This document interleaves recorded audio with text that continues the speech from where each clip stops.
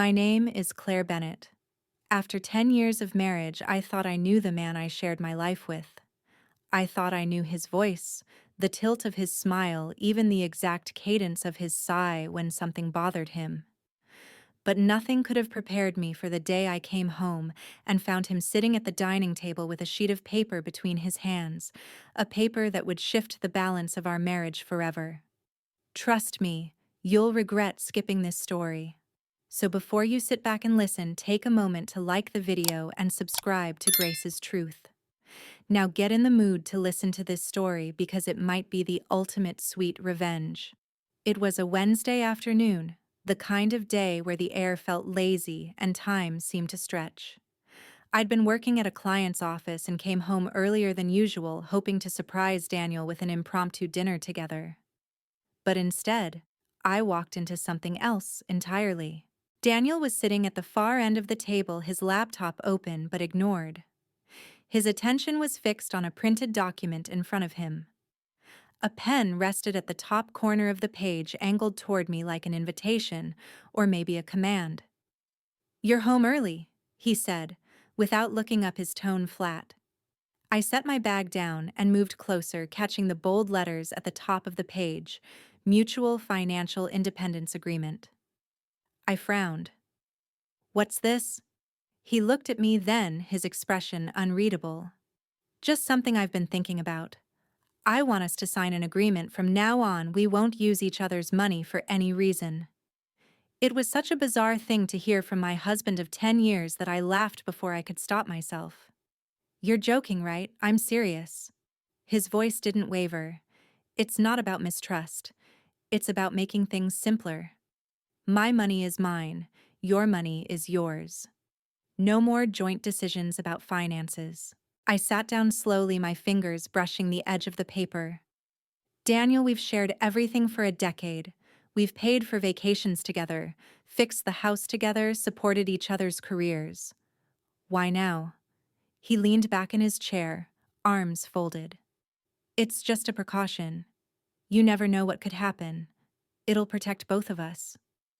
Something in his voice didn't sit right with me. It wasn't just the words, it was the way he avoided my eyes, as if he'd already decided and my opinion was a mere formality. "Protect us from what I asked." He gave a dismissive shrug. "From complications. It's nothing personal." But the phrase, "nothing personal," is always personal. I glanced at the document again.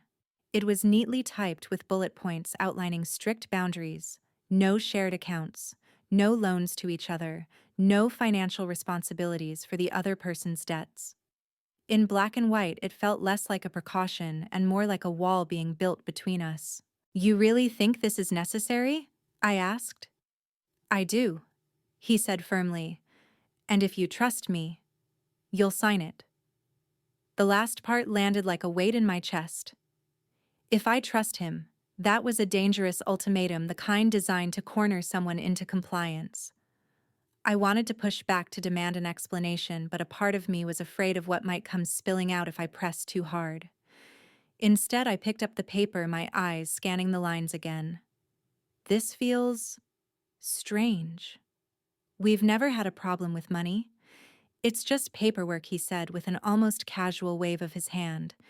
"It doesn't change how we live. Think of it as insurance." Insurance. That's what he called it. But the way he leaned forward, pushing the pen toward me, made it feel less like insurance and more like a test I didn't agree to take. I didn't sign it that day. I told him I needed time to think, and his jaw tightened ever so slightly. The air between us shifted, not in a loud, explosive way, but in a subtle, chilling quiet that made me wonder if I'd just stepped onto a slope I couldn't climb back from. That night, lying beside him in bed, I stared at the ceiling while he scrolled through his phone screen, turned away from me. The glow lit up the sharp angle of his cheekbone, but not his eyes. It was in that silence that I felt it for the first time, the crack in the foundation of a marriage I thought was unshakable. And deep down, I knew this paper on the table was only the beginning. The document sat in my mind like a splinter. No matter how much I told myself not to dwell on it, every moment of quiet seemed to push it deeper under my skin. I found myself in the days after Daniel's strange proposal thinking back over the 10 years we had been together. 10 years of weaving our lives into something seamless, or so I had believed. We met in the most ordinary way, a friend's birthday dinner crowded around a long restaurant table where everyone was talking over each other.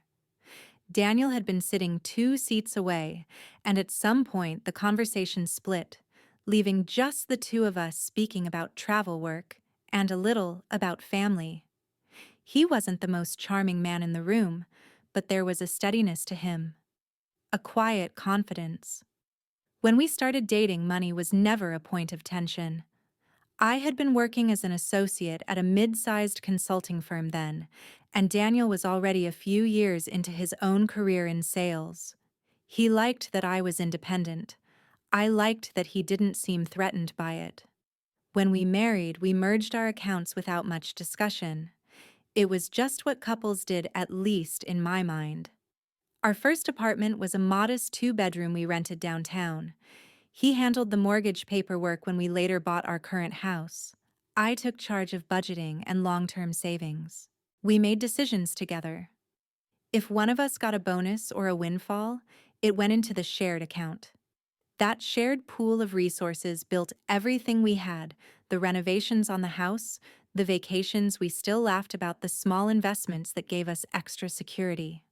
We had never needed an agreement because our lives were already bound in ways no document could unravel. So why now? I thought back to moments that might have hinted at this shift. 6 months ago, Daniel had started working longer hours. He claimed it was a busy quarter, but the pace never seemed to slow down. He'd come home tired, sometimes irritable, and often distracted. 3 months ago, I'd noticed him using a new banking app on his phone. I asked about it once casually while he was scrolling through it at the kitchen counter. He brushed it off with a smile and said it was just for tracking expenses. I didn't press. And then there were the dinners we used to have, those quiet evenings where we'd sit at the table and talk about our days. Lately, those had been replaced with him eating in front of the TV, eyes fixed on some show, while I picked at my food alone. The truth was, the agreement wasn't just a surprise. It was the confirmation of something I'd been feeling for months, but hadn't wanted to admit. Daniel was pulling away. 2 nights after he first showed me the paper, we were sitting in the living room. I was curled up with a book. He was on his laptop. The air between us felt strained. Daniel. I began carefully. Why is this so important to you? He didn't look up. I told you. It's just a precaution. Precaution against what? Are you expecting something to happen? He closed his laptop, finally meeting my eyes. There was a flicker of something there. Not guilt exactly, but a guardedness that made my stomach tighten. You never know how things might change, he said slowly. I just think it's better for both of us to be protected. That's all. Protected from each other. He exhaled sharply, as if I were missing the point. It's not about distrust, Claire. It's about being smart. I wanted to ask him if he thought I'd ever taken advantage of him. If in the 10 years we'd been married, I had ever done anything to justify this sudden need for protection. But I didn't. Because something told me that whatever was driving this wasn't about the past, it was about what he was planning for the future. Later that night, as we got ready for bed, I glanced at the dresser where the agreement now sat in a neat folder. My signature wasn't on it yet, but the fact that it was still there in our bedroom felt like a silent challenge. Over the next week, he brought it up twice more. Once over breakfast when I was still half asleep. Once in the car on our way back from a family gathering. Each time he framed it as if it were just one small thing he needed me to do. Think of it as a formality, he'd say. Think of it as peace of mind. The repetition wore me down, not because I agreed with him, but because I could see how much he wanted it. And that want was beginning to scare me. One evening, I called my friend Marissa, who had known us since before we married. I explained the situation as best I could. She was quiet for a moment before saying, Claire, People don't ask for things like that out of nowhere. He's either hiding something or planning something. Her words echoed in my head for the rest of the night. The next morning, I tried a different approach. Daniel, I said over coffee, if I sign this, will you tell me why it matters so much to you? His expression softened slightly, but not enough to ease my unease. It just makes things cleaner. No messy arguments about money if things change. If things change. He kept saying that.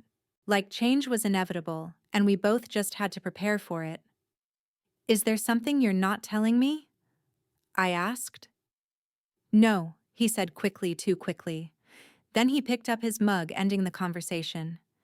It struck me then how easy it is for two people to live under the same roof and still drift into separate worlds. I didn't know what his world looked like anymore, and maybe he didn't want me to. That night, I opened our joint bank account online and started looking through the last 6 months of activity. Nothing glaring stood out at first, but there were gap stretches where there were no charges from Daniel's debit card at all, as if he'd switched to using another account entirely. It was in that moment I realized something. This agreement wasn't just about keeping our money separate in the future. It was about formalizing a separation he'd already begun in secret, and that more than anything, made me want to see exactly where this was going. I still hadn't signed, but I was starting to think that maybe letting him have what he wanted could be my way of seeing the full picture. After all, sometimes the best way to understand someone's intentions is to give them the room to act them out. But first, I needed to be sure I was ready for whatever I found. The pressure started building the moment I decided not to sign right away. Daniel had always been a patient man, or at least that's how he liked to present himself to the world. But with me, in the privacy of our home, I began to see another side. The longer I held off, the more that calm veneer cracked. At first, it was little things. A sharp sigh when I walked past the folder on the dresser. The way he would mention responsibility or financial clarity in the middle of unrelated conversations. Then it became more pointed. One Saturday morning while I was making coffee, he walked into the kitchen and leaned against the counter, arms crossed. "Claire, this is getting ridiculous," he said. I turned from the coffee maker. "What is this stalling?" "The agreement is simple. We both keep our money to ourselves. It protects us." I raised an eyebrow. Protects us from what exactly? His jaw worked. From misunderstandings. From one of us making bad choices that affect the other. Has that happened before? I asked, my voice steady. He didn't answer right away. Instead, he went to the fridge, poured himself some juice, and said, "No. But it could. You never know." There it was again, that same cryptic line. You never know. I stared at him over the rim of my mug, my mind moving faster than my words. This wasn't about protecting me. This was about protecting him. From what I still didn't know. That night, lying in bed, I replayed our conversation over and over. I could almost hear Marissa's voice in my head. He's hiding something or planning something. The next day, Daniel upped the stakes. We were on our way to his cousin's barbecue when halfway through the drive, he said, "You know, refusing to sign makes it seem like you don't trust me." I turned in my seat to look at him. "And demanding I sign makes it seem like you don't trust me." His hands tightened on the steering wheel. "This isn't about trust. It's about being smart." "Smart for who?" I asked quietly. He didn't respond. We drove the rest of the way in tense silence. At the barbecue, he acted as if nothing had happened. He laughed with his cousins, poured drinks, told funny stories. Watching him, I couldn't help but feel the distance between the man he was in public and the man he was at home. By the time we got back in the car to drive home, I had made a decision. I was going to sign it. Not because I believed in it, but because I wanted to see what he would do when he thought he'd won. The following evening, after dinner, I took the folder from the dresser, sat at the dining table, and signed my name neatly at the bottom. When I handed it to him, his eyes lit up in a way that made me uneasy. "See?" he said, tucking it away. "That wasn't so hard. But I could see something else behind that satisfied smile, a kind of relief that didn't match the simplicity of the agreement. As if the paper in his hands was more than just a boundary. It was a tool. And now that he had it, he could start using it. Within a week, I started noticing changes. He became even more protective of his phone, keeping it face down on the table and taking it with him everywhere, even into the bathroom. He stopped leaving receipts on the counter like he used to, and when I asked about certain bank transactions, he'd smile and say, "Oh, that's just something for me. You don't have to worry about it anymore." That anymore was like a stone dropped in water, small but creating ripples I couldn't ignore. I began keeping my own quiet notes, dates, amounts, places, not because I wanted to use them against him, not yet, but because I needed a map of whatever game he was playing. One night, as I was reading in bed, I heard him in the kitchen speaking in a low voice on the phone. I couldn't make out all the words, but I caught enough. "Yeah, I've moved it. No, she won't touch it. She signed the paper." I stayed perfectly still, the book open in my lap, listening until his footsteps came back down the hall. When he appeared in the doorway, he smiled as if nothing had happened. "Want some tea?" he asked. I nodded, but inside I felt the ground beneath me shifting. If he thought that piece of paper would keep me from asking questions, he was wrong. In fact, it only made me more determined to find out exactly what he was protecting. And something told me that when I did, it would explain everything: why he'd insisted, why he'd pushed, and why he was so certain that "you never know" was reason enough to change the rules of our marriage. But for now, I let him think he'd won. Because sometimes, the best way to catch someone's truth is to let them believe they've hidden it perfectly. The agreement might have been signed, but in my mind, the ink was just camouflage. Daniel thought it was the end of the conversation, a neat final boundary he could lean on whenever money came up. But for me, it was the beginning of an investigation, and I had every intention of seeing it through. The first crack appeared sooner than I expected. It was a Tuesday evening, and I was working late in my home office when I heard the faint hum of the printer in the next room. Daniel never used the printer. He wasn't the type to print receipts or articles. Curious, I stepped out quietly and caught sight of him pulling a small stack of papers from the tray. When he saw me, he startled slightly, then recovered. "Just some contracts for work," he said, casually sliding them into a folder. Something about the way he avoided my eyes told me it wasn't work-related. But I didn't push. Not yet. 2 nights later, I got my second clue. Daniel was in the shower when his phone buzzed on the bathroom counter. Normally, I would never go through his messages, but the display lit up with a notification that caught my attention: transfer completed. By the time he came out, the phone was gone from the counter, tucked in his hand. He didn't even bother to towel off completely before checking it. "Everything okay?" I asked. "Fine," he said quickly, then walked out. His evasiveness was starting to feel less like secrecy and more like a performance, the kind of deliberate dodging people do when they know the other person is watching. Over the next 2 weeks, I began piecing together more fragments. Bank statements arriving for accounts I didn't recognize. A whispered phone call on the patio about shares and timelines. A new habit of staying out late under the excuse of last-minute meetings. One Friday night, he came home smelling faintly of whiskey and something else I couldn't quite place: expensive cologne that wasn't his usual. "How was the meeting?" I asked. He shrugged, tossing his jacket over a chair. "Long. Boring."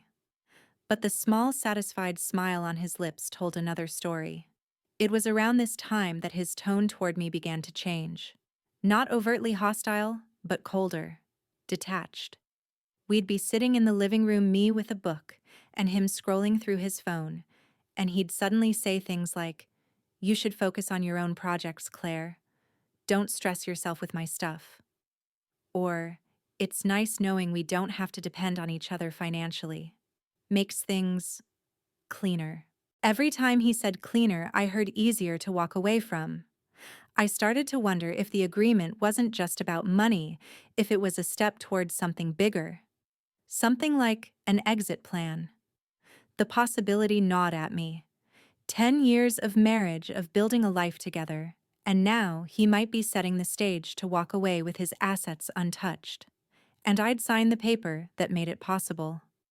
But I also knew something else. If Daniel was preparing to leave, he was making moves, now that would reveal his hand. And the more I observed, the more reckless he seemed to become. One evening, while he was in the shower again, I heard his phone vibrate on the nightstand. This time, the preview showed a message from someone named Mark L. "We'll finalize next week." She's completely in the dark. I stared at the words until the screen went dark. My chest felt tight, not from the implication, but from the confirmation. He was planning something and he thought I was too blind to see it. That night, lying beside him, I kept my breathing steady, pretending to sleep while my mind raced. If Mark's message was about money, then whatever Daniel was doing was nearly complete. And if it wasn't just about money, the other possibilities were worse. I decided then that I couldn't wait for him to hand me the truth. I'd have to take it. The next day, I called Marissa. "I think he's moving money somewhere," I told her. "And there's someone else involved. Maybe a business partner, maybe more. You need proof," she said. "Hard proof. Otherwise, when you confront him, he'll twist it back on you." She was right.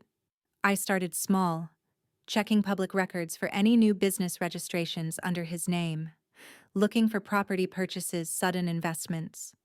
I found nothing concrete, but I did discover that Mark L. was the co-founder of a small startup that had recently filed for a massive capital raise. That raised a new question: was Daniel funneling money into this startup? If so, why hide it from me? By now, the tension in the house was thick enough to cut. Meals were quieter, conversations shorter. And though he hadn't mentioned the agreement again, I could feel its presence in every interaction, a silent reminder that we were no longer a team in his mind. One night, after a particularly long silence over dinner, he looked up and said, "You know, Claire, it's good we signed that paper. It keeps things from getting messy if life changes." That was it. The confirmation I needed. He was preparing for a change. He just didn't know I was preparing for one too. Because if he thought I was going to let him walk away clean with me, holding nothing but memories, and regret he had underestimated me badly. And the next step, I decided, would be mine. After that dinner where Daniel casually hinted that the agreement would make things cleaner, if life changed, something shifted permanently between us. It wasn't loud or explosive, no slammed doors, no shouting matches. But the air in our house took on a tautness I could feel in my bones. The spaces between words became longer, the glances shorter, and our silences heavier. Daniel's secrecy didn't just deepen, it became ritual. Like brushing his teeth or checking his email, hiding things from me had become part of his daily schedule. He'd always been a man who prized order. Now that order had turned into a wall, one I could see, but couldn't yet climb. At first, I wondered if I was imagining it, if the tension I felt was simply the residue of my own suspicion. But the signs were too consistent, too deliberate. Every time I entered the room, his laptop screen would go dark, or a browser tab would vanish. His phone, once left casually on the counter, was now a constant accessory in his pocket, in his hand, even in the bathroom. And then there was the way he spoke to me. Or rather, the way he didn't. He used to ask about my day, about my clients, about the little details of my work that most people wouldn't care about. Now our conversations had shrunk to functional exchanges. "Do we need milk? I'll be home late. Can you pick up the dry cleaning?" On the rare occasion we sat down together for a meal, I could feel him keeping his words measured, his tone neutral, as if any wrong note might reveal something. But here's what Daniel didn't understand. I've always been better at reading the unspoken than the spoken. It's in the way someone hesitates before answering, the way their eyes flicker, the way they hold their breath for just a fraction of a second too long. And Daniel was hesitating a lot these days. The first real clue came from the mail. I'd been sorting through the stack one afternoon when I spotted a crisp white envelope addressed to him, but not to our home. It was addressed to a P.O. box in another part of town. The return address was a law firm I didn't recognize. Daniel, I asked that evening, holding up the envelope. "What's this?" He barely glanced up from his phone. "Oh, that's just some old paperwork. I've been clearing out accounts and records." But the muscles in his jaw tightened and his thumb kept scrolling on the screen even though it was clear he wasn't really looking at it. I didn't press. Not then. I simply made a mental note. P.O. box. Law firm. Old paperwork. The second clue came from something far more mundane: laundry. I was checking the pockets of his jacket before putting it in the wash when I felt a folded slip of paper. Pulling it out, I saw it was a receipt not unusual in itself. But this wasn't from the corner cafe or the grocery store. It was from an upscale restaurant downtown. A place with white tablecloths, dim lighting, and a wine list that could make you dizzy before the alcohol even touched your lips. The bill was for 2 people. Dinner and drinks for just under $300. I checked the date: Tuesday night. The same Tuesday he'd come home late saying he had an emergency meeting at the office. I laid the receipt on his nightstand without a word, curious to see what he'd do. The next morning, it was gone. No acknowledgement, no explanation, just gone. His mood shifted again after that. Not toward warmth, but toward an edge I hadn't seen before. It was subtle, a certain sharpness in his tone when I asked simple questions, the way he'd redirect conversations away from himself. One Thursday evening, we were sitting in the living room, me with a book in hand, him scrolling endlessly on his phone. I decided to test the waters. "You've been busy lately," I said lightly. "Everything going well?" "Fine," he said without looking up. "What kind of projects are you working on?" He finally glanced up, his expression cooling. "Claire, I told you you don't have to worry about my stuff anymore. That was the point of the agreement, remember?" There it was, the first time he'd used the agreement like a weapon. I felt the sting, but I kept my voice even. Right. How could I forget inside, though my mind was sharpening? This wasn't a marriage anymore. It was a chess match. And Daniel had just moved one of his rooks into a position he thought would box me in. But if there's one thing I know about chess, it's that patience wins the game. So I began my own moves, quiet, deliberate, invisible. I made an appointment at the bank to review every account in my name. I confirmed that my consulting income was deposited into an account Daniel couldn't touch. I opened a new savings account, transferring small amounts at a time, careful not to create patterns that might alert him. I also started keeping a digital record of every suspicious item I found. Marissa, ever the practical friend, helped me set up a secure cloud folder. In it, I stored a scan of that restaurant receipt, a photo of the law firm envelope addressed to his P.O. box, screenshots of Mark L's business profile. I wasn't building a case yet, but I was building a picture, and the more pieces I added, the clearer that picture became. Then came the day opportunity knocked, literally. It was a Saturday afternoon, and Daniel had gone out for what he called a quick meeting. His laptop, normally clamped shut like a vault, was open on the kitchen counter. I knew I had minutes. Sliding into his chair, I scanned his open email. Most of it was work correspondence. But then I spotted a thread with Mark L. The latest message from Mark read, "Transfer complete. First round in. Next phase after the contracts are signed." Daniel's reply, "Perfect." With her signature on the agreement, we're in the clear. My pulse thudded in my ears. In the clear. Those words confirmed everything I'd suspected. The agreement wasn't about protecting us from misunderstandings. It was about insulating himself legally, financially, and maybe even personally from me. I closed the laptop and returned it to its exact position just as I heard the front door open. He walked in smiling, holding a bag from the bakery we loved. "Thought you might want something sweet," he said. The irony made my teeth ache. That night, I lay in bed listening to his breathing. He fell asleep easily like a man whose conscience was untroubled.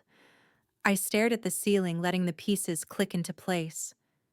Daniel wasn't just planning for life changes, he was actively creating those changes. And he thought the agreement was his shield, a way to make sure that when the dust settled, he would walk away untouched. But there was something he hadn't accounted for. Me. I'd spent years of my professional life tracking discrepancies in clients' finances, uncovering patterns others missed. Daniel knew that about me. What he seemed to forget was that I didn't need access to his accounts to trace the outlines of his moves. Patterns leave shadows, and shadows are easier to follow than people realize. In the days that followed, I became even more deliberate. If he noticed me watching, I let him think it was idle curiosity. If he made a pointed comment about how free we now were to live without financial entanglements, I smiled and agreed.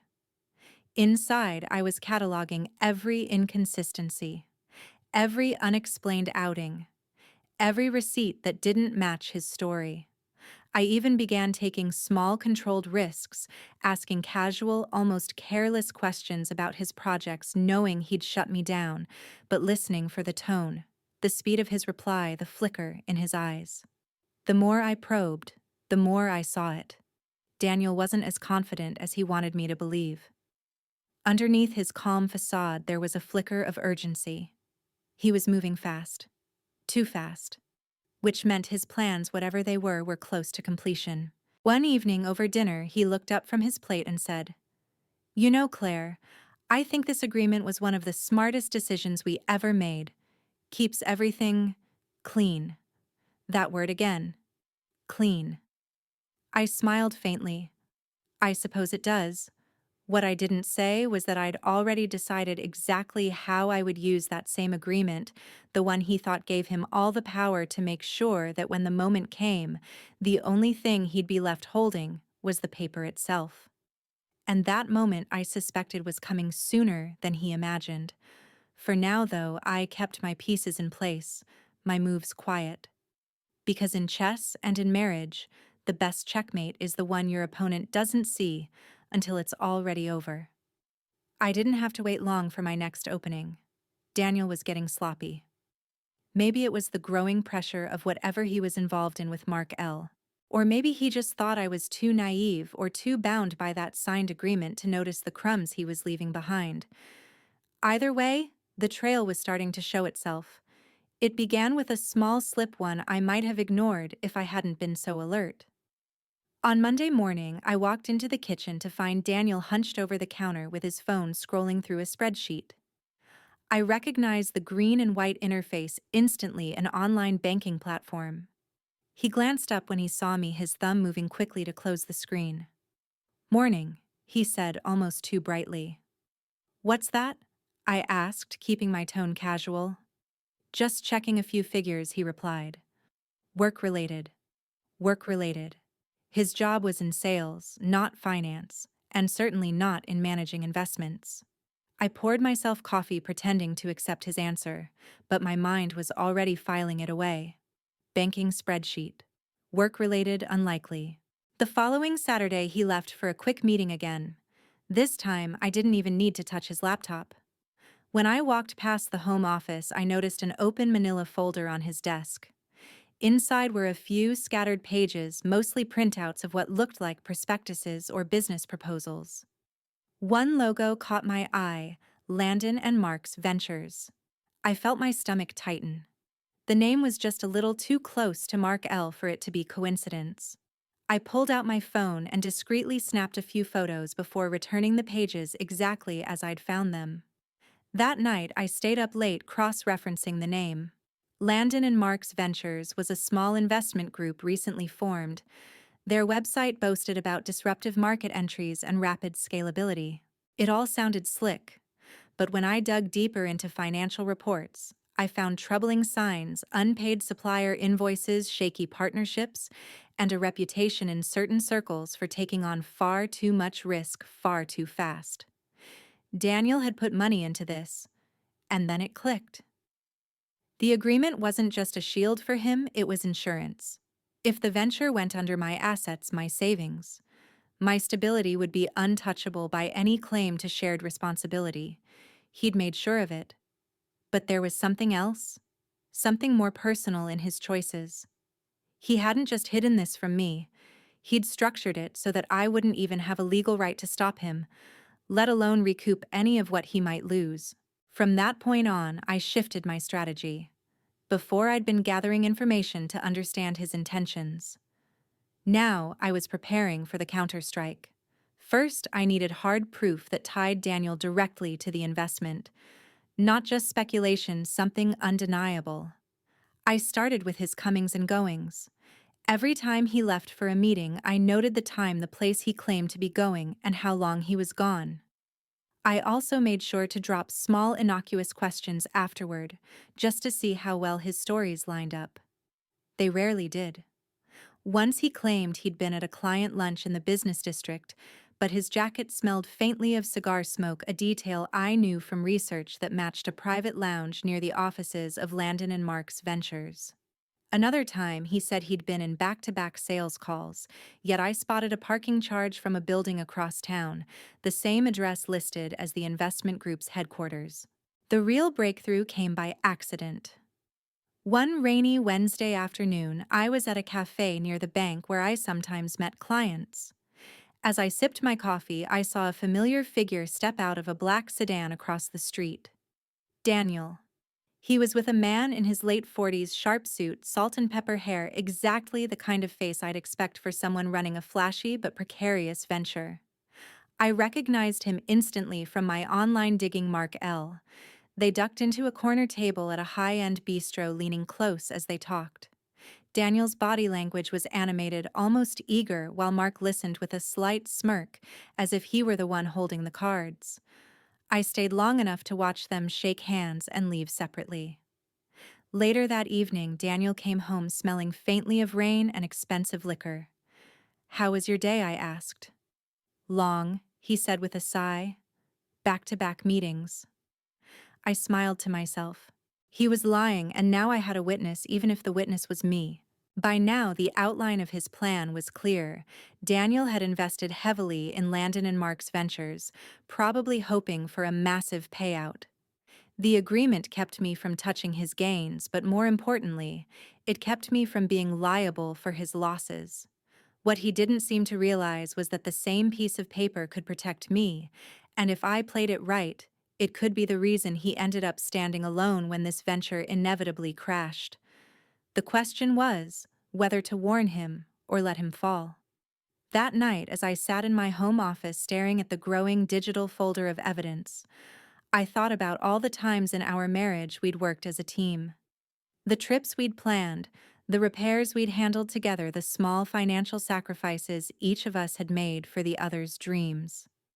This was not that man anymore. This was a man who'd built an escape hatch and was already halfway out of it, making sure that when he jumped, he'd take everything he could and leave nothing behind for me. Well, not nothing. He'd leave the house we bought together. He'd leave the accounts in my name. He'd leave me my independence, but not by choice. By the end of that week, I'd made my decision. I wouldn't stop him. Not yet. I'd let him sink more of his own money into this reckless gamble. I'd let him think he was untouchable. And when it all came crashing down, I'd be the one left standing. My next move was simple but essential: tightening my own defenses. I called my accountant and arranged to have all my financial statements sent only to my private email. I shifted certain long-term investments into low-risk, hard-to-access forms. I even quietly updated my will to ensure that if anything happened to me, none of my assets would pass to Daniel by default. Every move I made, I pictured as adding another lock on the door between my life and his mistakes. And the best part? He had no idea. In fact, over the next few days, he seemed almost cheerful, as if some milestone in his venture had gone well. He even suggested we go out to dinner one night, a rare gesture lately. We went to a quiet Italian restaurant, the kind we used to love before everything became tense. Over pasta and wine, he talked vaguely about new opportunities and long-term payoffs. I listened, nodded, and pretended I didn't already know the name of the company, the shaky foundation it was built on, and the fact that he'd staked his future on it. When he raised his glass to me and said, "Here's to a future where we're both free," I smiled and clinked mine against his. "Free," I repeated softly. He thought he was toasting his own cleverness. I knew I was toasting the fact that soon I'd be free in a way he couldn't take from me, and he'd be trapped in the mess he'd made. It started with a whisper. Not from Daniel, of course. He was still walking around with that thin layer of confidence, as if he'd already secured his fortune and was just waiting for the check to clear. But from someone who had no reason to protect him. Marissa called me one Friday afternoon, her voice low even though she was alone in her office. "You know that company you asked me to look into, Landon and Mark's Ventures?" "Yes," I said, closing the door to my own home office. "I have a friend who works in commercial real estate. She says they're behind on a couple of major lease payments, and there's talk they've been trying to offload part of their portfolio to cover cash flow problems." I leaned back in my chair. Already it's just talk right now. But Claire? She hesitated. "If Daniel's put a lot of money into them, he's in trouble." Her words didn't make me panic. They made me still. Because I knew this was the moment I'd been waiting for, the first crack in the facade. That weekend, Daniel was unusually upbeat. He took me out for brunch, held doors open for me, even asked about one of my clients. It was almost nostalgic. If I didn't know what I knew, I might have thought things were getting better between us. But over eggs and coffee, I caught him checking his phone 3 times in the span of 20 minutes.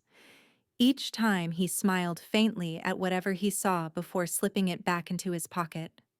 When I asked if everything was okay, he said, "Better than okay.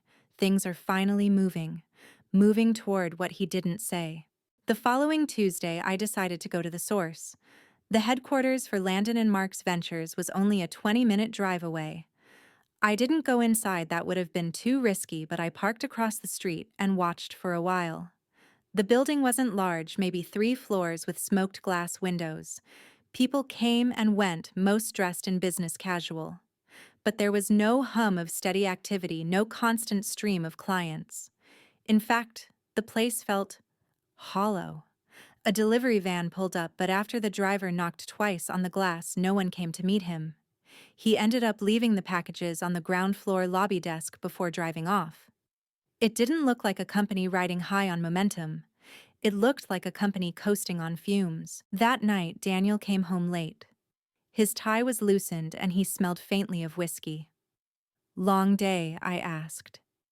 He gave me that easy smile I used to love. "The longest. But it'll all be worth it soon." Then he disappeared into the bedroom, phone in hand, and closed the door. I stood in the kitchen for a long time after that, the hum of the refrigerator filling the silence. He didn't realize it yet, but his timelines were tightening. Whatever he was waiting for was getting closer, and so was the moment I'd stop pretending not to know. By early March, the signs were clearer. Daniel was more restless. He paced the living room, while on the phone his voice low and clipped. He double-checked the locks on the front door every night. He even started snapping at me over small things: a bill left on the counter, a question about dinner. One evening while he was in the shower, I slipped into the bedroom and opened the drawer where he kept his briefcase. Inside, neatly stacked, were 3 thick envelopes labeled with dates, all recent. I didn't open them. I didn't have to. The weight of the paper inside told me they were contracts or financial statements. I took quick photos of the labels before returning everything exactly as it was. Later, I searched those dates online alongside the company name. That's when I found it, a small blurb in a trade journal: Landon and Mark's Ventures announces completion of secondary funding round. The piece was short, almost dismissive, but one line stood out. Sources close to the matter indicate that the majority of funding came from private investors rather than institutional backing. Private investors, like Daniel. And if Marissa's source was correct about their financial troubles, those investors were essentially plugging holes in a sinking ship. A week later, I got confirmation in the most unexpected way. I was at the grocery store when I bumped into one of Daniel's old colleagues, Tom. We exchanged pleasantries and then he lowered his voice. "Hey, is Daniel still tied up with that Mark guy I played dumb?" "Mark. You know Landon and Mark's. Word is they're in over their heads. Daniel's a smart guy, but I'd be careful if I were you. Those kinds of ventures. They eat people alive." I smiled politely, thanked him for the advice, and walked away. Inside, I felt the steady click of another puzzle piece sliding into place. It wasn't just rumor now. The trouble was real. And Daniel, with his secretive meetings and hidden accounts, was tangled right in the middle of it. That night, he came home earlier than usual, but instead of relaxing, he poured himself a drink and sat in the darkened living room. When I asked if everything was all right, he gave me a thin smile. "Just thinking about the future." I stood in the doorway, the shadows between us deepening. Anything I should know about his eyes flicked to mine, cool and unreadable. "Not unless you want to get involved. And I don't think you do." That was the closest he'd come to acknowledging the wall he'd built between us. And it was also the moment I knew he believed I was still standing quietly on the other side waiting. But I wasn't waiting. I was counting down. Because the cracks in his investment were widening, and soon the whole structure would give way. When it did, he'd turn to me, and that's when I'd remind him of the very agreement he'd forced into my hands. The irony would be almost poetic. The unraveling didn't happen all at once. It began in thin threads, fraying at the edges, threads that Daniel was still trying to pretend were intact. The first came on a gray Thursday morning. I was sitting at my desk when my phone buzzed with a text from Marissa. "It's starting. Check the business news." I opened the financial news site she linked, and there it was, a short article buried halfway down the page. Landon and Mark's Ventures faces internal restructuring amid investor concerns. The piece was polite in tone, but the subtext was clear. Investors were nervous, the company was reorganizing to cut costs, and there were questions about liquidity. Liquidity. A sanitized word for "we're running out of cash." I read it twice before leaning back in my chair. Daniel hadn't said a word about this, which meant one of two things: either he thought I wouldn't find out, or he was still clinging to the idea that he could spin it as nothing. That night, I decided to test him. He came home later than usual, shoulders stiff, tie-loose eyes carrying the weight of something he wasn't ready to name. "Long day," I asked from the kitchen. "The longest," he said, pouring himself a drink. I set 2 plates on the counter. Marissa texted me earlier, said she'd seen something in the news about Landon and Mark's. Restructuring sounds serious. For a fraction of a second, his body froze. Then the mask slipped back into place. "It's just a reorganization. Normal for a growing company." I tilted my head. Reorganization usually means people are leaving or being pushed out. He gave me a thin smile. "You shouldn't believe everything you read, Claire." That was all. No reassurance, no attempt to change the subject. Just the kind of deflection a man uses when the truth is too fragile to be touched. Over the next week, the signs of strain multiplied. His phone calls got shorter but more frequent. His laughter, when it came, had an edge to it too loud, like he was forcing it. He stopped leaving his briefcase in the bedroom, keeping it by the front door instead, as if he might need to leave at any moment. One evening, I heard him in the living room on the phone with someone, not Mark this time. His voice was low, but sharp. "No, I can't cover that right now. We're tight as it is." "Yes, I know what I signed." "No, you listen." A pause, then the sound of glass being set down hard on the table. When I walked in, he ended the call and plastered on a smile that didn't touch his eyes. By mid-April, the cracks had become too big for him to hide. Another article appeared online, this time in a more prominent place: "Key backers withdraw funding from Landon and Mark's Ventures." The piece quoted unnamed sources saying that several large investors had pulled out, citing unmet performance targets and risk mismanagement. Reading between the lines, I could see it clearly: the ship was taking on water faster than they could bail it out. and Daniel's investment, his precious future, was on board. That evening, he came home looking like a man who'd been walking in the rain without an umbrella. His hair was damp, his coat unbuttoned, and his eyes had that glassy sheen of someone who'd been holding his breath all day. He didn't go to the kitchen, didn't change clothes. He just sat down heavily on the couch, hands clasped together, staring at the floor. I waited. Finally, he said, "Things are complicated right now." "In what way?" I asked softly. He rubbed his temples. "It's temporary. Just some hiccups." "Hiccups don't make investors pull out," I said, letting the words hang in the air. His head jerked up, eyes narrowing. "You've been looking into this?" I met his gaze evenly. "No, but it's hard to miss when it's in the news." For a moment, I thought he might explode. But instead, he leaned back, exhaled, and muttered, "It's nothing I can't fix." I didn't argue. I didn't need to. The news in his face had already told me the truth. The real shift came 2 weeks later. I was making tea one evening when he walked into the kitchen, his expression tight but determined.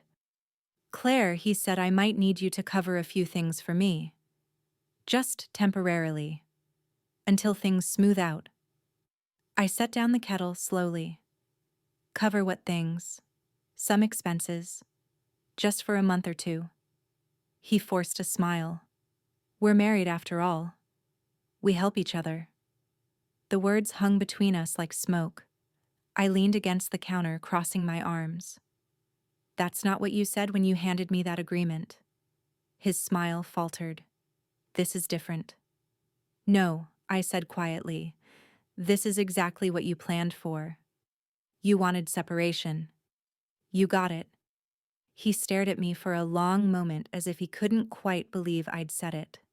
Then his jaw tightened, and without another word, he turned and walked out. That night, I knew two things with absolute certainty. One, Daniel's investment was collapsing, and he was starting to panic. Two, for the first time since he'd shoved that agreement across the table, I held every advantage, and I had no intention of giving it up. The collapse didn't just make the news, it swallowed it. By early May, Landon and Mark's Ventures was everywhere: business headlines, investor blogs, even local TV segments. The words financial mismanagement and possible fraud investigation kept appearing, paired with stock photos of the company's sleek glass building. I didn't need to read between the lines anymore. The lines themselves told the story. The venture Daniel had staked so much on, the one he'd built his whole smug confidence around, was burning to the ground in real time. The first time I saw his face after the big story broke, I almost didn't recognize him. He came home late that evening. No tie shirt rumpled his skin ashen. He dropped his briefcase on the floor like it weighed 100 pounds and sank into the armchair without a word. I set a glass of water on the coffee table. "Rough day," he let out a hollow laugh. "You could say that." Silence stretched between us, filled only by the faint hum of the fridge in the kitchen. Finally, he said, "It's over. They're finished. The company." "Yes. The investors are pulling out. The board's in chaos. Everything's frozen while they figure out what's left." "What's left?" I repeated slowly. "And your money." He rubbed a hand over his face. "Gone. Most of it anyway." For a moment, I almost pitied him. 10 years of marriage meant I'd seen Daniel in every state: happy, angry, ambitious, content, but never like this. Never stripped of the swagger he wrapped around himself like armor. But then I remembered the day he'd slid that agreement across the table, the way he'd leaned on my trust like it was leverage. And the pity evaporated. 3 days later, he came to me in the kitchen. I was slicing vegetables for dinner when he leaned against the counter, arms crossed in that same defensive posture he used when we argued. Only this time, there was something else, a pleading edge in his eyes. "Claire, I need your help." I didn't stop slicing. "With what?" "Just to get through the next couple of months. Cover a few payments, maybe move some money around until things stabilize." I set down the knife and turned to face him. You remember the agreement, right? His mouth tightened. This isn't the time to bring that up. It's exactly the time to bring it up. You made sure our finances were separate. You wanted it that way. You said it would protect us. That was before. Before you lost everything, I said, my voice steady. He flinched. I'm not going to dig into my savings to cover your gamble, Daniel. I'm not going to pretend I didn't know what you were doing. You made your choices. Now you live with them. For a long moment, he didn't speak. His gaze flicked away, then back to me, as if searching for some trace of softness he could use. But I'd already decided there would be none. Over the next week, his calls became more frantic. Creditors, business partners, maybe even friends I couldn't tell. He'd take them in the bedroom or outside, but I could still hear the tension in his voice. Once I caught a fragment through the half-open door. I can't liquidate anything else. No, she won't. It's locked down. He meant me. The final break came one rainy evening. He stormed into the living room, damp hair plastered to his forehead, eyes blazing. Do you enjoy this? He demanded. I set down my book. Enjoy what? Watching me struggle. Sitting there with your precious savings while I'm drowning. I held his gaze. You wrote the rule book, Daniel. I'm just following it. His chest rose and fell, his hands clenching and unclenching. For a moment I thought he might say something, cutting something to claw at my resolve. Instead, he shook his head, muttered something under his breath, and left the room. That was the night I realized the balance of our marriage had shifted completely. For years, Daniel had believed control was his by default in money, in decisions, in the way he defined the terms of our life together. Now the terms were mine, and the one thing he couldn't accept was that I had no intention of changing them. By the time summer crept in, Daniel's desperation was no longer something he tried to hide. He looked thinner, his eyes sunken from sleepless nights. The once pristine suits hung on him a little looser. His hair, usually so carefully styled, often looked as though he'd run his hands through it one too many times in frustration. The man who used to stride through life as if the world owed him something now moved with the restless energy of someone who knew the walls were closing in. The final plea began on a sweltering Tuesday afternoon. I'd just finished a client call when I heard the front door open and slam shut. Daniel's footsteps were heavy, purposeful, as he came straight into my office. We need to talk, he said. I closed my laptop slowly, already bracing myself. About what? He leaned against the doorway, arms crossed, his jaw set. I'm out of options, Claire. The accounts are dry. The creditors are circling. If I don't cover at least some of these payments, I could lose everything: my car, my insurance, my credit rating. I raised an eyebrow. And you want me to fix that? I'm not asking you to fix it, he said quickly. Just help. Lend me enough to get through the next few months. You've got more than enough in savings. Stop right there, I said, holding up a hand. Do you remember your exact words when you made me sign that agreement? He frowned, clearly caught off guard. What does that have to do with this? It has everything to do with this, I said evenly. You told me, and I quote, "It's better if we don't depend on each other financially. My money is mine, your money is yours." That was before. Before you decided to throw your money into a failing venture without telling me. He exhaled sharply. I thought it would pay off, but you also thought, I said, my voice tightening, that if it didn't, you could still come running to me. That I'd just forget how you maneuvered me into signing away any claim to your assets so you could gamble without consequences. His mouth opened, but no words came. I stood then, closing the distance between us. You made a choice, Daniel. You wanted independence. You wanted to keep your money separate, free from any responsibility to me. And you got exactly what you asked for. His eyes flashed a mixture of anger and something else, something like regret. Though I wasn't sure it was for the right reasons. I'm your husband, he said finally, almost like an accusation. Doesn't that mean anything to you? I tilted my head. It means I won't stand in your way. but it doesn't mean I'll clean up after you." The silence that followed was thick. He looked at me for a long moment as if trying to find a chink in the armor I'd wrapped around myself. When he didn't find one, his shoulders sagged. Without another word, he turned and walked out of the room. For the rest of that week, the house felt different, quieter. Not the tense, vibrating quiet we'd had before, but a heavier stillness like the air after a storm that stripped the trees bare. I caught him a few times sitting at the kitchen table, staring at nothing, his phone untouched beside him. Other times he'd be pacing, muttering to himself, running through numbers in his head. Whatever he was planning next, I knew it wouldn't involve asking me again. Not because he'd stopped needing the help, but because he finally understood that I wouldn't give it. The irony wasn't lost on me. He'd forced that agreement on me as a way to protect himself from me, from the possibility that I might ever have a claim to what was his. And in the end, it was the very thing protecting me from him. It's a strange thing watching someone unravel. Not in a dramatic movie scene way, no shouting matches in public, no sudden explosions, but in small, steady withdrawals like threads being pulled from a sweater until nothing is left but scraps. That's what happened to Daniel. The first sign was social. Daniel had always been the kind of man who liked to be seen.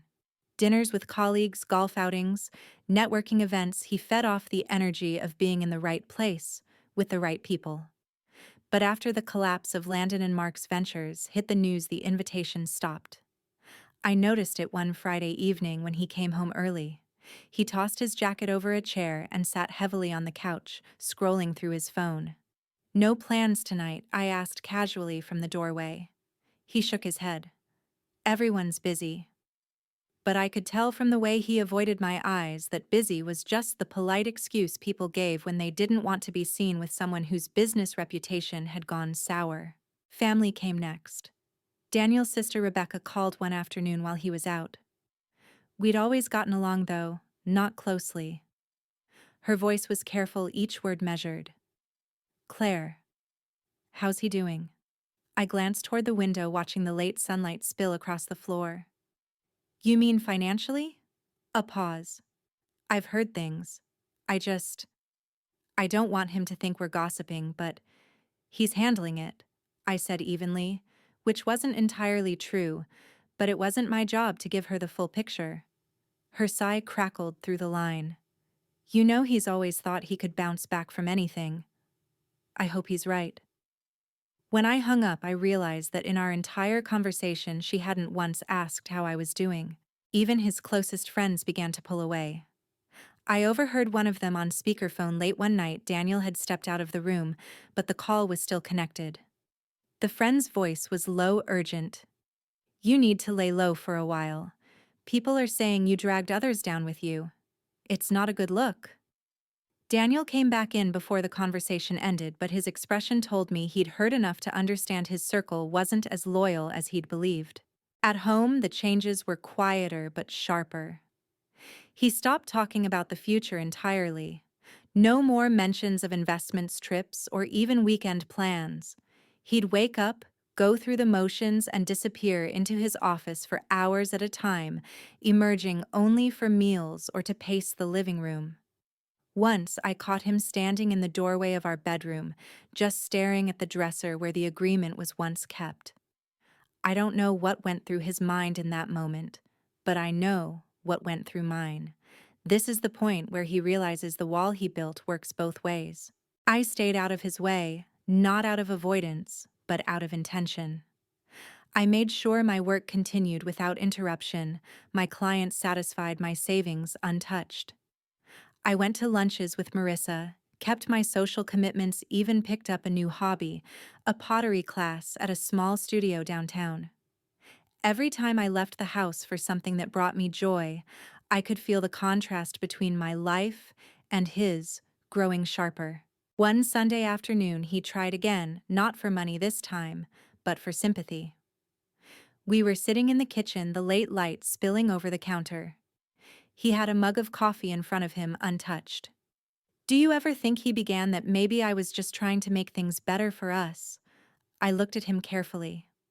"By cutting me out of your decisions, by hiding things until they fell apart. His lips pressed into a thin line. You make it sound worse than it was. It was worse than you think, I said quietly. Because it wasn't just about the money, Daniel. It was about the fact that you didn't trust me enough to tell me the truth, and you didn't respect me enough to let me decide whether I wanted to take the risk with you. He didn't argue. He just sat there staring into the dark surface of his coffee like it might give him an answer. That night, I lay in bed and thought about how far we'd come from the day he slid that agreement across the table. Back then, he'd been certain it was his safeguard. Now, it was my shield. And the more he realized that, the quieter he became. By June, Daniel was no longer talking about getting through a rough patch. He'd stopped using the language of recovery altogether. Instead, his sentences were shorter, harder, about liquidation and reducing obligations. Words that in the past he'd reserved for other people's failures, never his own. The first thing to go was the car. He loved that car, a sleek imported sedan he'd bought 2 years earlier, paid for in cash, just so he could boast about not having a monthly payment. One morning, I saw him standing in the driveway, phone pressed to his ear, watching as a flatbed truck rolled up. The driver strapped the car down without ceremony, the metallic click of the chains echoing in the warm air. When it was gone, Daniel came inside without looking at me. Next came the boat. We'd barely used it maybe 4 times in the last 3 summers, but he'd always liked having it moored at the marina, as if ownership alone proved something. I overheard him making the arrangements in his office, voice low. 2 days later, the slip was empty. But the moment that changed everything happened on a Wednesday evening. He walked into the kitchen, a stack of papers in his hand. He didn't sit. I need to sell my share of the house, he said flatly. I set down the dish I'd been drying. Your share? Yes. My half. It's the only asset I have left with value. I met his gaze. And where does that leave me? You can stay, he said quickly. Whoever buys in, it'll just be an investment for them. You won't even notice, Daniel. I interrupted, my voice sharper than I intended. I will notice. Because this isn't just a house. It's my home. His jaw worked, but he didn't back down. I don't have a choice. I thought about the irony, how for months he'd been moving money in secret, treating our life together as something optional, flexible on his terms. And now, he was the one with no control. I also knew something he didn't. The agreement he'd made me sign meant that any sale of his share would require my explicit consent, and he wasn't going to get it. I can't agree to that, I said finally. His eyes narrowed. You'd rather watch me go under? I held his gaze. I'd rather not lose my home because of your mistakes. For a moment, it looked like he might explode, his hands curled into fists, his chest rising and falling fast. But then, just as quickly, he deflated. Without another word, he turned and walked out. The following week, I noticed something different in him. Not just frustration, but resignation. He was still taking calls, still pacing the living room, but there was no urgency anymore, no illusion that the right deal or the right conversation would save him. One evening, as I was locking up for the night, I caught him in the backyard staring up at the dark sky. He didn't notice me. His shoulders were slumped, his head bowed slightly. It was the posture of a man who'd finally realized the game was over. And the truth was, he'd ended it himself the moment he decided that protecting himself from me was more important than protecting what we had together. Now that same choice was all that stood between him and my savings, between him and my home, between him and any chance of dragging me down with him. I wasn't going to give him a way back in. By midsummer, Daniel's life had shrunk to the size of our house. Not in a physical sense, he still came and went, but in the way his world no longer seemed to extend beyond these walls. The people, the places, the invitations that had once defined his identity had fallen away one by one, leaving him with only the echo of what he'd built and lost. It began with the move out of his office.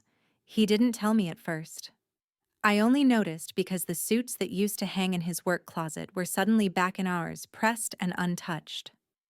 One afternoon, I walked past the garage and saw the box labeled desk shoved into a corner, files spilling out. When I asked, he shrugged. No point paying rent on space I'm not using, but I could hear what he wasn't saying. They didn't want me there anymore. The next shift was social. He'd always had his guys' nights, drinks, poker, golf trips. But those evaporated too. The phone, once buzzing with messages, now sat silent for hours. I overheard one last attempt at connection. "Yeah, we should catch up," he said into the phone one evening, pacing the living room. "Next week works." A pause. Then, "Oh, right. Sure. Another time." He ended the call with a forced cheerfulness, but the way he set the phone down told me it wouldn't ring again for that person. By August, the house itself seemed to weigh on him. I caught him staring at the dining table late one night, the same table where he'd once placed that agreement between us, pen angled toward me like a blade. Back then, he'd looked sure of himself. That night, he looked like a man who knew he'd written the opening line of his own defeat. Then came the talk about moving out. It was framed as temporary, just until I figure things out, but the truth was, he couldn't afford to keep living here without an income. And since I wasn't offering to subsidize his stay, the choice was made for him. We didn't fight about it. In fact, there was a strange quiet in the conversation, as if we both understood this was the natural conclusion to everything that had happened. "I'll find a place nearby," he said, avoiding my eyes. I nodded. That's probably for the best. Within 2 weeks, he'd signed a short-term lease on a small apartment across town. The day he moved out, I stood at the window and watched him load the last box into the back of a borrowed SUV. He didn't look back at the house, not even once. When the car pulled away, I turned back toward the kitchen. The silence felt different now, not tense, not heavy, but clean. I made myself tea, sat at the dining table, and realized something I hadn't dared to think before. This was the beginning of my life without him in it every day. And for the first time in months, I could imagine what that life might look like.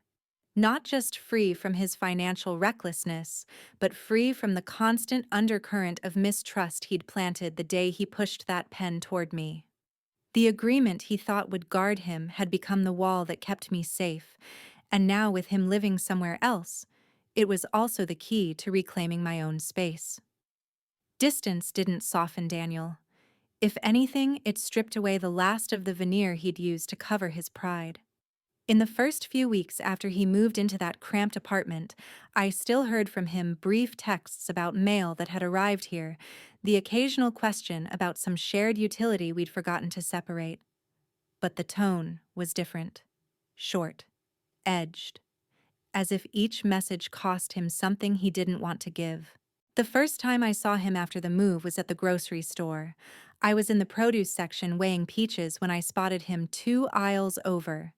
He wasn't wearing the tailored shirts he used to favor. His clothes were plain, a little worn, his shoes scuffed. He caught my eye, offered a small nod, and went back to comparing prices on canned soup. That tiny act, comparing prices, hit me harder than I expected. This was a man who used to order wine without looking at the menu, who'd buy the newest phone on launch day just to have it first. Now, he was counting cents. From then on, our interactions were purely transactional. He came by one Saturday to pick up a few boxes he'd left behind. I offered him coffee out of politeness, and we sat at the dining table, the same table where he'd once dictated the terms of our financial separation. For a while, we didn't talk. He stirred his coffee slowly, eyes fixed on the cup. Finally, he said, "It's strange being there alone. Feels smaller than I thought it would." I nodded but didn't offer comfort. "It's a change." He glanced at me, then searching my face for something: sympathy, regret, maybe even guilt. Whatever it was, he didn't find it. The truth was, I'd already started making decisions about my own future. I'd met with my accountant to ensure that every account, every asset, every investment was solely in my name. I'd updated legal documents, switched insurance policies, even drawn up plans for renovations I'd been putting off for years. The house was mine now in every way that mattered, and I intended to make it reflect the life I wanted, not the one I'd been living in Daniel's shadow. One evening, I got a call from Rebecca, his sister. She danced around the subject at first, but I could hear what she was really asking: how bad was it? When I told her the truth, that he'd sold nearly everything that he was renting, that he'd lost the bulk of his investment, she sighed. "He's always been like this," she said softly. "Thinks he's the exception." I guess reality caught up. Her words stayed with me long after we hung up. By the time autumn crept in, Daniel's visits were rare. When he did show up, it was usually to collect something small. He'd left behind a tool, a book, a photo album. Each time he seemed a little more worn, a little more resigned. And each time I felt the same quiet certainty the balance between us had shifted for good. The man who had once looked at me across this very table with the confidence of someone who thought he could outmaneuver me now carried the weight of knowing that the rules he'd written had been his own undoing. When the leaves began to turn, I realized how much had changed since the day Daniel placed that agreement between us. Back then, it had felt like a rupture, the first real fracture in a decade of marriage. I remember the weight of the pen in my hand, the cold certainty in his voice, the way my chest tightened as I signed. I thought I was giving away something important that day. In truth, I was securing something far more valuable. Daniel still lived across town in his small apartment. We spoke only when necessary, brief businesslike conversations about mail paperwork or the occasional lingering bill. There was no warmth, no hostility, just distance. Sometimes I wondered if he understood yet, if he realized that the document he'd designed to protect himself from me had ended up protecting me from him. He'd built that wall thinking it would keep me out. Instead, it kept my life, my savings, my home, my stability untouched by the implosion of his.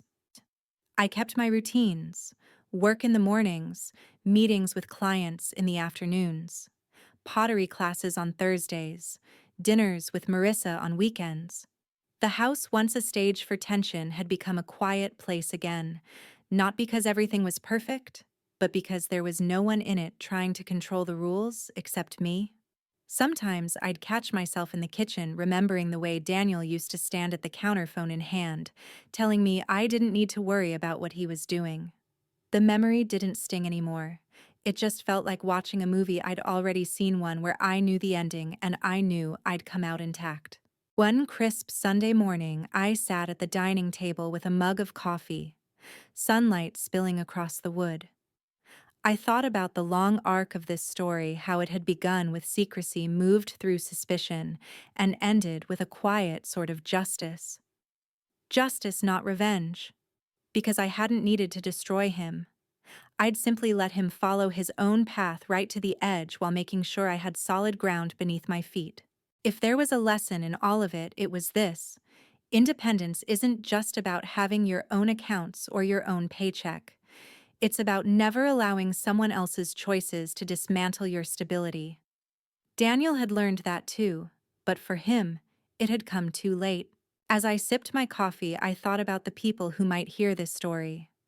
People who might be standing where I once stood, pen in hand, unsure whether to sign, unsure whether the person they loved was still someone they could trust. To them, I'd say this: trust your instincts, protect your future. And remember that sometimes the thing meant to weaken you becomes the very thing that saves you. So that's where I'll leave it. Daniel has his apartment, his diminished pride, and the echo of choices he can't undo.